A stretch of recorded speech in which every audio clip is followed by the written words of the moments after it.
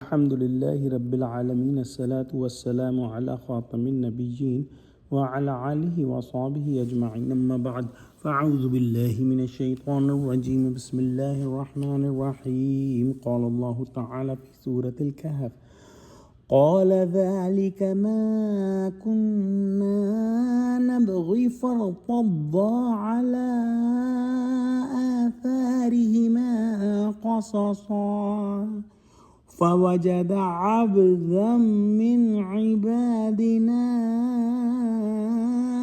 آتيناه رحمة من عندنا وعلمناه من لدنا علما۔ ترجمہ: موسیٰ نے کہا یہی تو وہ مقام ہے جسے ہم تلاش کرتے تھے، تو وہ اپنے پاؤں کے نشان دیکھتے دیکھتے لوٹ گئے۔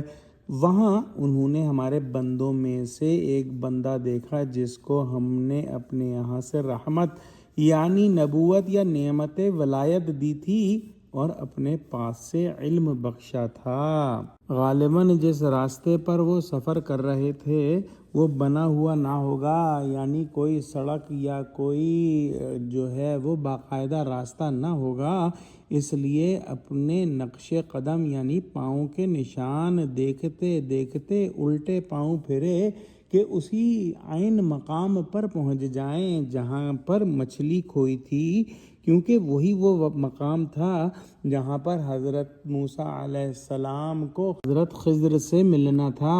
لہذا جب وہ اپنے مقام پر پہنچے تو انہوں نے حضرت خضر علیہ السلام کو پایا، جن کو اللہ سبحانہ و تعالی نے رحمت خصوصی سے نوازا اور اسرار کونیہ کے علم سے وافر حصہ عطا فرمایا تھا۔ اس میں اختلاف ہے کہ حضرت خضر کو رسول مانا جائے یا نبی یا محض ولی کے درجے میں رکھا جائے، ایسے مباحث کا فیصلہ یہاں نہیں ہو سکتا۔ تاہم کچھ علماء کا یہ رجحان ہے کہ ان کو نبی تسلیم کیا جائے، اور جیسا کہ بعض محققین کا خیال ہے کہ جو انبیاء جدید شریعت لے کر نہیں آتے ان کو بھی اتنا تصرف و اختیار عطا ہوتا ہے کہ مصالح خصوصیہ کی بنا پر شریعت مستقلہ کے کسی عام کی تخصیص یا مطلق کی تقیید یا عام ضابطہ سے بعض جزیات کا استثناء کر سکیں۔